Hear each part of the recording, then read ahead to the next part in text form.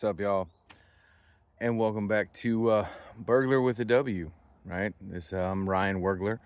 And this is another video in the dad lore series that I'm starting with. Or at least that's what we're going to be talking about. Yeah, so one of the things about dad lore, right? Especially, from my dad, and the stuff that I'm sharing about him and the stories he told me is you have to understand where these stories came from, right? I'm telling them as best I can remember, um, but also how I got most of them, right? Of course, let me back up, right? So my dad passed away when I was 13, okay? And we'll get into that at some point. I'll tell you the story. That's part of my lore, right? But most of the stories I heard while I was like laying down to go to sleep, right? He would come in for me and my brother. He would put us both to bed. He worked in radio, but he worked the morning shift, right? Morning drive. And so he would leave the house at like 4:30 every morning to be able to get to the radio station, whatever radio station he was working at the time, to do pre-production stuff, everything he needed to do to get the show ready to start at like 6, right? 6 to 10 or 6 to 11, something like that was normal for him as far as being on the air. So he wasn't there when we got up in the morning. We'd call him, we'd talk to him. Matter of fact, my brother and I were on the radio almost every morning with him, whether recorded or live at some point. But because he wasn't there when we got up in the morning, he would be the one to put us to sleep, to put us to bed, right? And he would tell, at least he would tell me, right? I don't know about my brother, but he would tell me stories of him growing up or of him when he was younger, right? And I just always wanted to hear those stories. And so, and because my dad was such a natural storyteller, I don't know how much of any of this may have been embellished, how much maybe I misremember, right? But that's okay because it's lore, right? It's supposed to change over time. It becomes mythical almost. As you it's like the whole walk uphill both ways in the snow to school stories.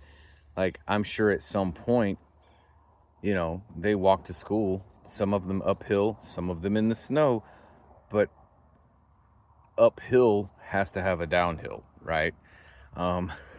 So anyway, but I'm still here in Garner State Park. I'm on one of the trails, enjoying some nature this morning. But I stopped because I wanted to do this. That was kind of one of the things I wanted to accomplish while we were here, is to get started on this thing and to really get it going in such a way that, that I could keep it going. Because always, I don't know. I just recently here's where you find out how true this is, right? So like, I just recently got diagnosed officially with ADHD and started taking meds. So hopefully, right, I can be a little bit more on point, more straight line as far as like stories and stuff. But, that was one of the goals for this trip, was to spend some time out in nature, start telling these things, getting these videos going, so that I could keep it up, right? But so I was thinking, like, what story did I want to tell today? What part of the dad lore did I want to lay down? And I think one of the funniest stories that he ever told me, and again, I don't know how true this is, if all of it is true or whatever. But my dad has a brother, right? My Uncle Mike, who we really didn't know. I didn't meet my Uncle Mike until I was in junior high, I think, for the first time. But they are both they were both very good storytellers. They were both in the entertainment industry, all that kind of stuff. But whereas my dad was a little bit more rough and tumble, right? He did all kinds of things. I told y'all, I think in the first video, he's a Marine. He joined the Marines because he had anger issues and wanted the Marines to fix it, and they did for the most part. But my uncle, at least to hear my dad tell it, was a little bit more refined, right? A little more classier is not the right word, right?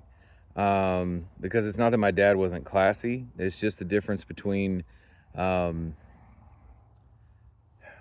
trying to think of a good comparison and I can't right now, right? So but for a while there, you know, my dad was rodeoing. He rode bulls for a little while. He was also a rodeo clown for a while before I was born. But he was living with my uncle at the time in an apartment somewhere, is how he tells it. So my uncle had a girlfriend who would come by and was like staying over or whatever, but you know, because of different, you know, the way he was and things like that, which is not a bad thing, it's a good thing. The girlfriend had to stay the night. Well, my dad was at a rodeo, so he wasn't supposed to come home.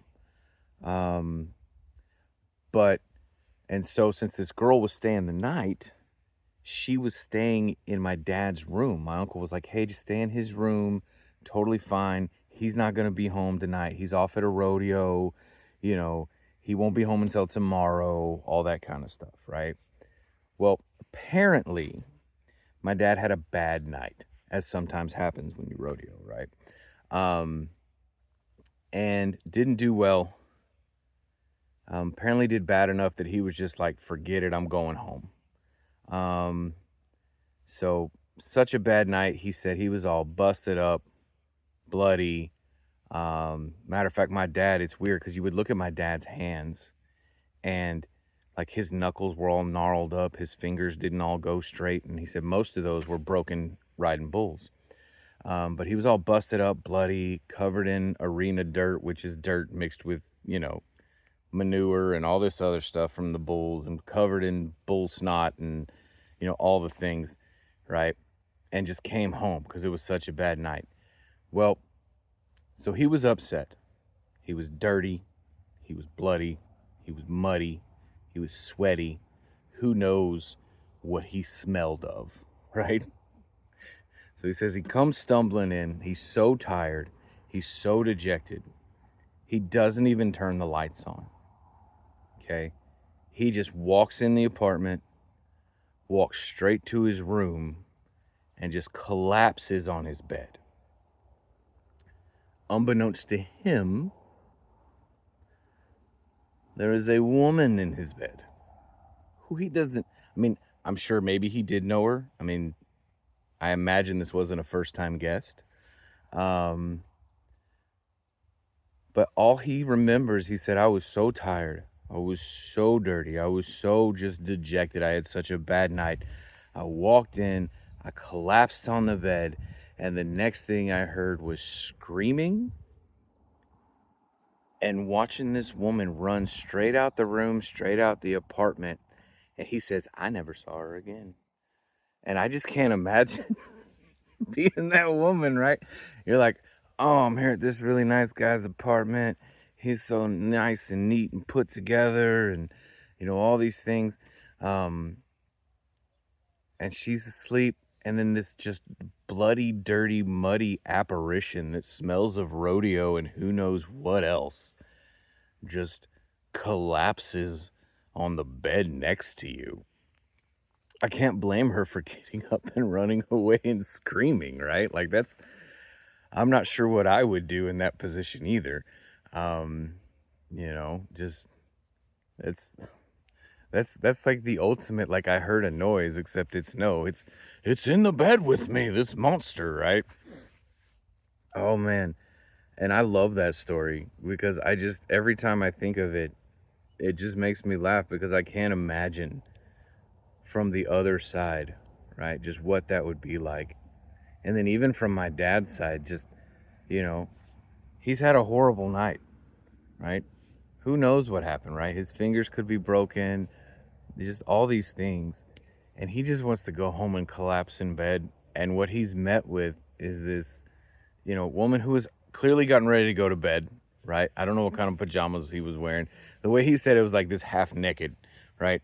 But who knows, right? Again, storyteller embellishments, things like that. So she gets up and just starts screaming and running away. And then he's got to deal with his brother after that. I never heard how that went, right? He didn't tell me that part of the story, so who knows? Um, but yeah, but that's a little bit of my, dad lore from me, of my own dad. Some granddad lore, I guess, for my kids. Um, and he had all kinds of stories like that.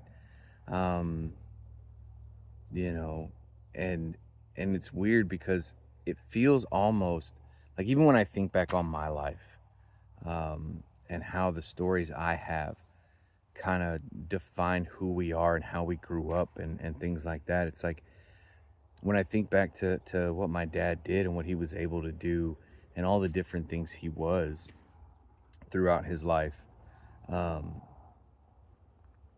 it's kind of hard to imagine having the same kind of thing happen today. Like, are there that many opportunities to do so many different things? Or are we so locked in, to where, like, it's weird because I'm a teacher, right? So I teach high school, and we try to get these kids locked into a pathway for their life in junior high. Like, hey, you're in 6th grade, 7th grade, 8th grade. You got to get on the pathway now. You got to decide who you want to be, what you want to do.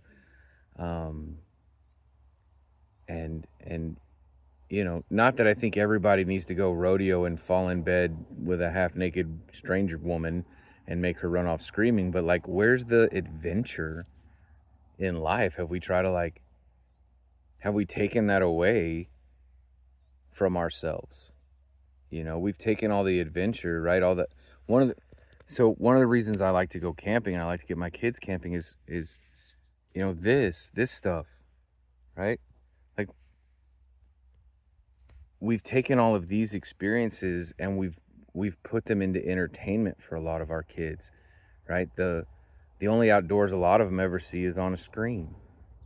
And not that in and of itself is inherently bad, but where's the adventure, right? Where's their chance to explore, and to be stupid on their own, right? Like, that's important in a certain way, right? I really think, because a lot of the things I know and a lot of the things I learned by being stupid on my own in, either in Galveston when we lived there, or in Huntsville out in the piney woods when we lived there. Even in Kerrville, the hill country, when we lived there for a little bit, I got some stories about there that, I learned some very important lessons by being pretty dumb out on my own and exploring.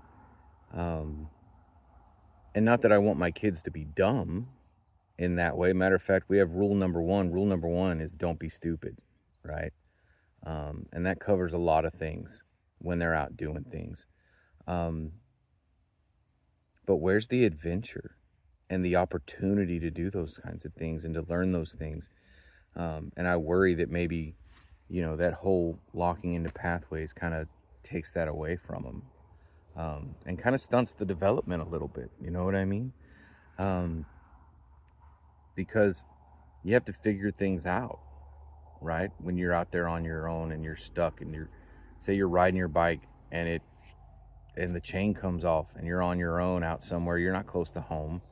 I didn't have a cell phone to call my mom or my dad and say, hey, my chain fell off my bike, or I wrecked my bike and my knee's all scraped up. And, how do I handle it? Well, you just handle it, because there's nobody to handle it for you. You know what I mean? But I don't know. Maybe I'm wrong. I know it is a different world, right? We do have a tendency to wish for a world that doesn't exist sometimes. And so we got to prepare our kids for the world that is, for the world that's coming. But I don't think those two things are as bad as a lot of people make them out to be either. But anyway, there's my opinion for whatever it's worth, my 2 cents, if you will. or we got rid of the penny, so my nickel, I guess, is all I have to give. But that's it. So that's some dad lore. That's some opinion on adventure and the opportunity to get your kids out and kind of let them figure things out, I guess. But that's it for now, because I still got a lot of trail to get down, and I want to get back before it gets too hot. All right, guys. This was Burglar with a W. We'll see you later. Love y'all.